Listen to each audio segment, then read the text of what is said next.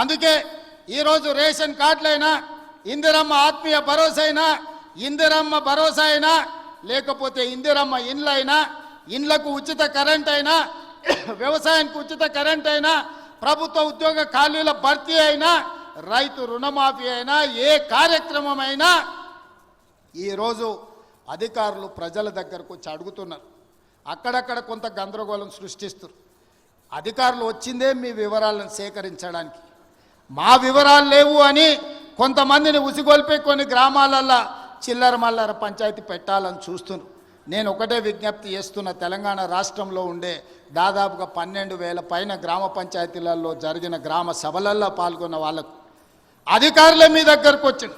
అధికారులు మీ వివరాలు రాసుకుంటారు. అధికారులు మీ వివరాలు తీసుకొని మీ సమస్యల్ని పరిష్కరించడానికి వచ్చినప్పుడు మీరు ఆ అధికారులకు పూర్తి స్థాయిలో వివరాలు ఇవ్వండి. మీ వివరాలను అన్నిటినీ కంప్యూటర్లో క్రోడీకరించి మీకు అందరికీ సంక్షేమ పథకాలు అమలు చేసే బాధ్యత ఈ ప్రభుత్వం తీసుకుంటుంది. ప్రజలకు జవాబుదారీతనంగా మేము ఉంటాం. ప్రజలు అడిగే ప్రశ్నలకు సమాధానం చెప్తాం. ప్రజలకు సంక్షేమ పథకాలను అమలు చేస్తాం. ఇది రాష్ట్రం నలుమూలలా మీరు గుర్తుపెట్టుకోండి. చెప్పింది చేసి చూపించే పార్టీ ప్రభుత్వం మనది.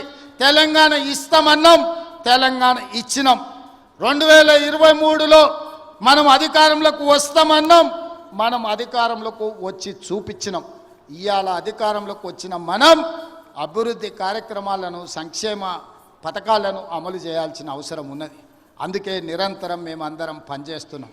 మీ ఆశీర్వాదం ఉండాలి. ఇవాళ మీరు ఒక్కటే ఆలోచన చేయండి. కొడంగల్ శాసనసభ నియోజకవర్గం ఈరోజు రాష్ట్రం మొత్తం అభివృద్ధి కార్యక్రమాన్ని భుజాల మీద వేసుకొని ఒక పక్కన గోదావరి నదీ జలాల మీద కట్టిన కాళేశ్వరం కూలిపోయినా ఈసారి దేశం మొత్తం మీద కాళేశ్వరం కూలిన 1,56,00,000 మెట్రిక్ టన్నుల వరి ధాన్యాన్ని పండించి 500 రూపాయల బోనస్ కూడా ఇచ్చి ఇవాళ రైతులను ఆదుకున్నాం. 10 ఏళ్ళైనా పాలమూరు రంగారెడ్డి ఎత్తిపోతల పూర్తి కాలే. 10 ఏళ్ళైనా నారాయణపేట కొడంగల్ ఎత్తిపోతల పథకానికి కనీసం టెంకాయ కొట్టలే.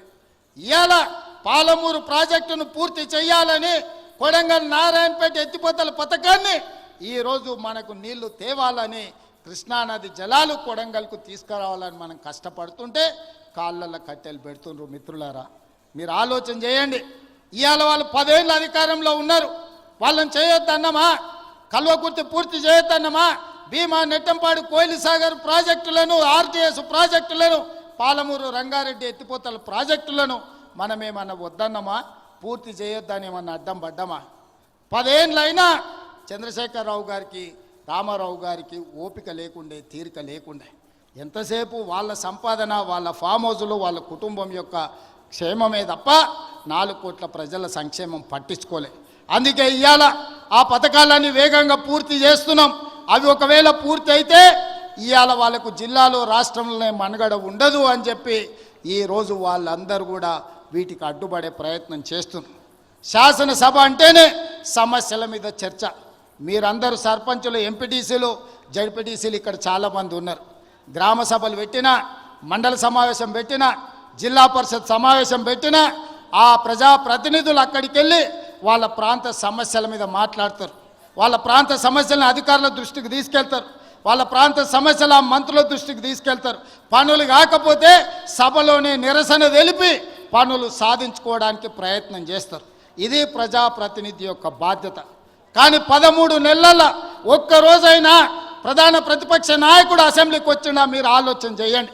ప్రధాన ప్రతిపక్ష నాయకుడు అసెంబ్లీకి రానప్పుడు, ఊర్లో ఎన్నికైన సర్పంచ్ ఊర్లో లేనప్పుడు, ఎంపీపీ సమావేశాన్ని నిర్వహించినప్పుడు వాళ్ళు ఉండాల్సిన అవసరం ఉందా? ఇవాళ సర్పంచ్ ఊర్లో లేకపోతే ఊరిడు అని మనం అంటాం.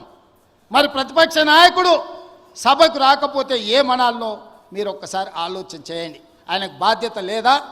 అధికారం ఉంటే అధికారం చెలాయిస్తాడు, అధికారం అడ్డం పెట్టుకొని కొల్లగొడతాడు. ఇది తప్ప ప్రతిపక్ష నాయకుడిగా వారు బాధ్యతలు నిర్వహించరా అని నేను అడుగుతున్నా.